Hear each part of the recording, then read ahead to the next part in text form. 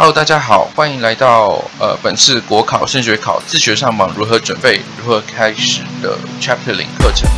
在开始进行我们这个未来几堂课，我们到底会带给大家什么东西之前，想跟大家稍微分享一下这个粉丝团、这个粉丝专页，还有这个 YouTube 频道是在做什么，未来会朝什么方向进行。那首先就是我们并不是公司行号。现阶段只是几个大学同学、几个好朋友，致力于分享自己的学经历，或者是觉得好用的东西、好吃的东西，分享我们的专业技能、我们的专长，然后致力于推荐这件事情而聚在一起。当初为什么想要做这个课程？其实是因为疫情越来越严重，然后慢慢的身边有一些朋友就是面临失业的状况，或者是毕业之后找不到工作的状况，当然大家就会有点想要去考公职。谈到考公职这件事情，有几个特点是大家会却步的。就第一个就是觉得说考公职的门槛太高了，太困难。再来就是我念的专业科目好像没有开设公职考试的这个项目在里面，所以也不知道怎么准备。亦或者是就是大学4年念完之后，你发现自己好像对自己的科系并不是那么喜欢，也没有那么擅长，所以你不想要去考你原本的科系专业，你想要跨领域去考试。再来就是出于对补习班的不信任，大部分的人其实蛮多例子，就是去补习之后也没有得到很好的效果，那自然就会觉得说，我是不是在花冤枉钱，在花冤枉的时间？上述的这几个问题，其实主要就是我们想要替选择这个影片的人解决的。未来我们主要会有5堂课程，大概跟大家做一下简介，带大家认识一下我们的课程。首先，备考这件事情，你应该具备什么样的观念呢？大家可以想得到，我们已过在做打工工作，或者是在学时期的学习过程，常常会去做列清单这件事情。什么叫做列清单？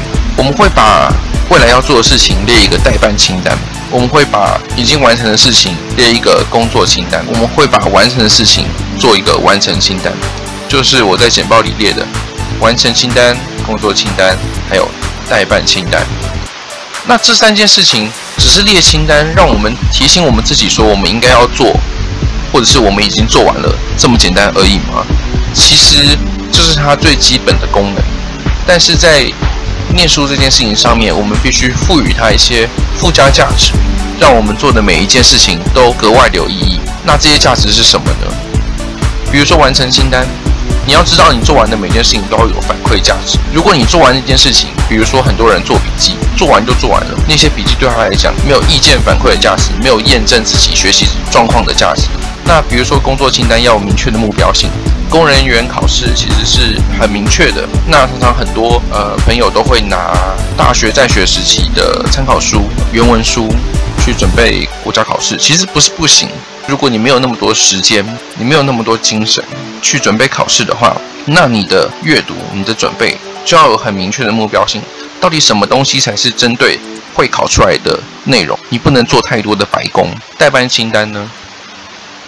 随着计划的进行，未来要做的事情必须呈现简化趋势。对于我这个读书方式很重要的一个点，就是你不能够越做越复杂。比如说你记笔记，你越记越多，越记越多，你随着你的阅读量变大，你的笔记变得跟一本书一样，那你的念书就会很没有效率。你只是让你不懂的东西看起来越来越多了，却没有去过滤掉一些你已经学会的东西。随着计划的进行，未来要做的事情必须呈现简化趋势，对于读书来讲也是非常重要的一件事情。备考计划的目标、目的还有注意的事项，我在这边跟大家大概鸟看一下。准备考试这件事情，至少要做到几个点：单科专业科目至少要念到2到4遍，才能确保自己的熟练度。那怎么样在短时间内做到这个2到4遍的效果？我们会在后面的课程跟大家讲。那读书计划必须可执行，这个也很重要。就是像我其实并不是一个特别会念书的人，我也是私立大学毕业的。我不是那种可以你有定力坐在书桌前面8个小时、10个小时的人。那到底怎么样定读书计划，我才有办法把它做完？大家一定很常遇到，我定了一个很棒的读书计划，但是我就是做不完。那我到底应该要怎么定才可以不会那么强人所难，不会那么逼迫自己？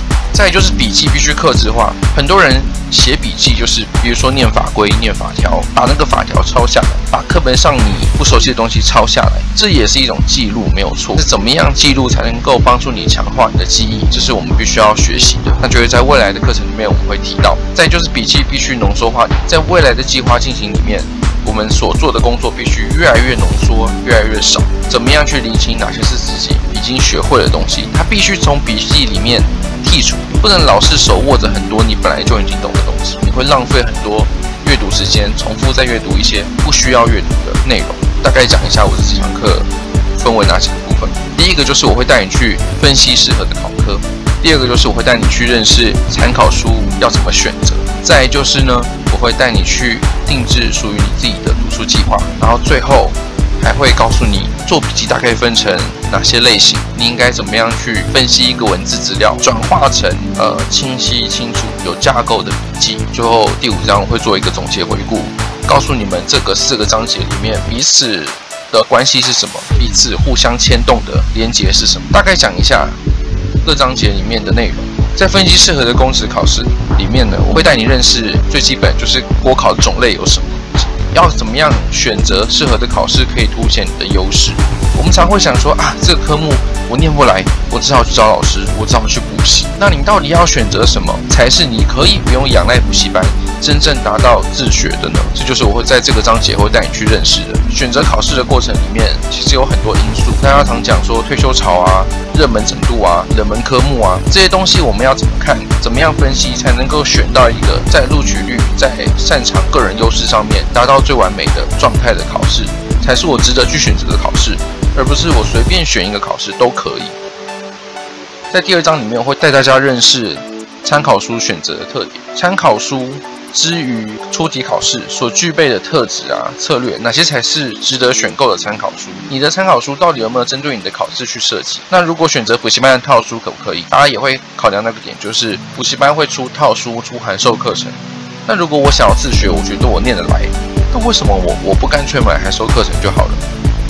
然后到第3章，制定专属的计划需要具备什么策略性？我们会带你先初步的定可执行的读书计划，再就是去优化你的读书计划，让计划内容能够减量，但是成效能够加倍。再就是要配合你的日常作息、阅读的定性啊、备考的时间这些考量因素，你总不能在一个你做不完的时间里面定一个很难执行的读书计划。我常常讲，如果你的时间真的不够去准备一个考试的话，你就考下一期没有关系，你可以安排一些你其他生活该做的事情，你不用把你所有的精力都投注在阅读上面，因为阅读成效会随着你的精神慢慢减弱，成效会越来越差，甚至记忆的效果会越来越差。所以完全不建议就是你花一整天的时间都用在阅读上面。我认为，除非你真的是那种可以专注力非常强的人啊，那就另当别论。不然的话，其实我们还是要现实一点，考量我们自身的状况。